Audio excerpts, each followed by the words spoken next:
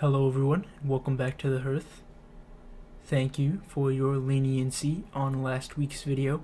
It's very much appreciated. I understand how much shorter it was than standard, but we're back to full-length videos now, so there will be no more of that for the foreseeable future. I'd like to thank, for this particular video, a Discord friend of mine, Firebird, for being the inspiration of this. I asked for help and he responded with a joke about a frog-based adventure.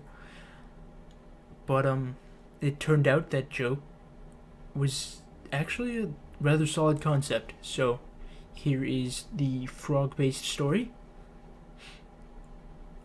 You're welcome, Firebird. I hope you enjoy it and I hope everyone else enjoys it. Have a good day and I will see you all next week.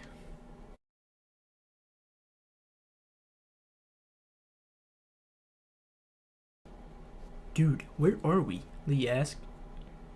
We're not lost, Maddie replied. She stumbled over a root, mumbling angrily as she consulted the map, while less consulted and more turned the map in every direction. I never said we were lost. I didn't even ask if we were lost. In fact, you saying we're not lost makes me think we are lost. Lee scratched his head, swatting at something attempting to crawl through his hair. Also, the fact that you're holding the map upside down. Maddie quickly flipped the map right side up. We're not lost, she repeated. They were hopelessly lost. Dark trees surrounded them as far as they could see, which wasn't far. They could only see a few feet thanks to their flashlights, and it didn't stop them from tripping over roots and branches just out of sight. Their map did them no real good. They were out of sight of any of the marked trails, or any trails for that matter. They were stumbling through pure forest, with no idea where they were or how to get out. I told you we shouldn't have left the trail, Lee said. You were the one who wanted to follow that deer, Maddie countered, angrily twisting the map. Now was absolutely not the time for Lee to be doing this. I didn't want to follow it off the trail into the creepy murder forest. Lee gestured at the gnarled trees around them. The forest did look creepy, especially at night. The dense trees and limited vision reminded Maddie of all the horror games her little brother liked to play. They always seemed to have these kinds of forests in them. That or sewers. As if hearing her thoughts, the forest creaked, and a soft, cold wind swept through. It wasn't cold enough to make her shiver, just cold. Lee zipped his coat, more out of uneasiness than any real discomfort. His imagination was as active as Maddie's, and every shadowy log or branch was a monster or pyramid head, lying in wait to reap their souls, or something equally vague and scary. The wind gusted again, and this time it carried with it a strange hum. The hum varied in pitch, going up and down at odd intervals. It was discordant and seemingly random, like someone was trying to hum while completely tone-deaf. Okay, that's creepy. I think now would be a great time to turn around and go the other way, Lee said, already turning around. Wait, what if it's a search party, or rangers or something? Maybe they can help us? Do you really think anyone out here in the middle of the night humming the equivalent of broken glass is going to help us? He had a point, but Maddie didn't relent. Part of her hoped it was someone who could help, in spite of the strange humming. Lights began to spring up from the darkness, and the hopeful part of her skyrocketed to the forefront. See, they're looking for us, she pressed. Lee stared at the lights. Those aren't flashlights, he replied. What? Look at the color. Those are torches. The lights bobbed closer, and Maddie turned off her flashlight to get a better look.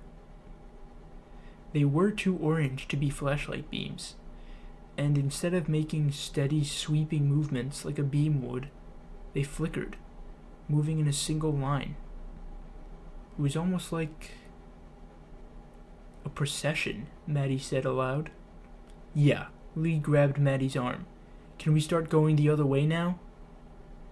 The humming was getting closer, and Maddie realized it wasn't just one person humming. It was dozens of voices humming at once, all simultaneously. Somehow, all of them were maintaining the same jerky rhythm.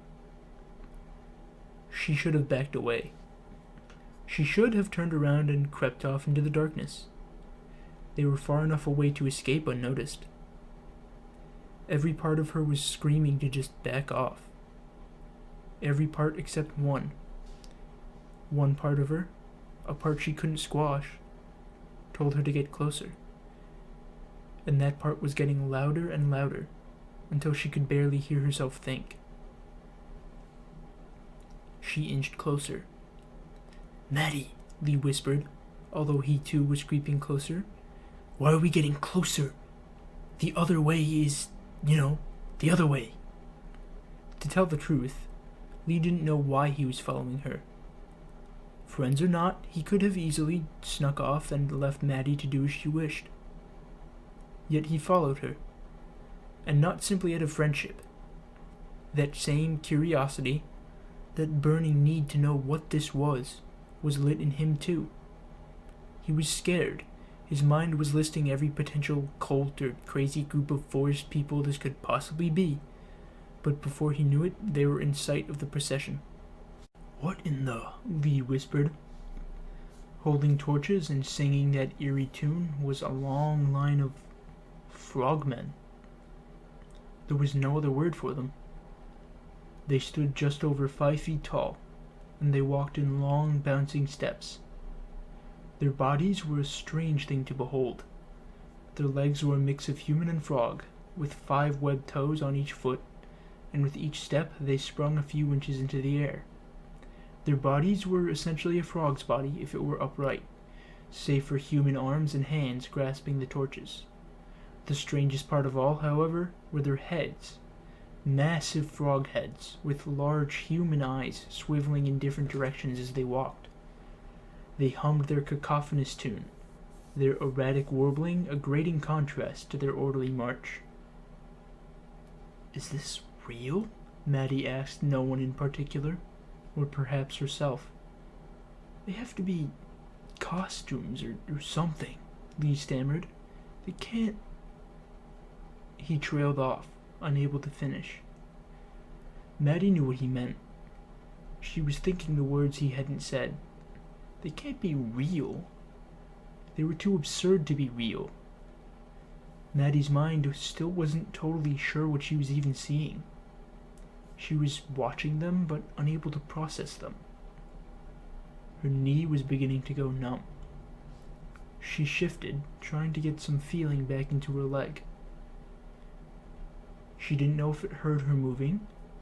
Did frogs even hear the way people do? Or maybe it had some sixth sense or something. But one of the frogmen stopped, then turned to look at them. They froze, hoping that the torchlight wouldn't reach far enough to reveal them. As the creature's brethren marched past, it raised a hand slowly, pointing behind them. It stared at them for a moment, both eyes zeroed in on them.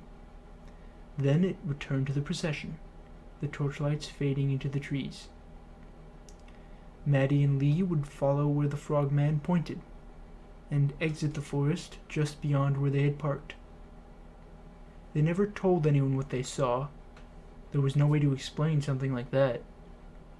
But they regularly came back to that spot, and they never looked at a frog the same way again.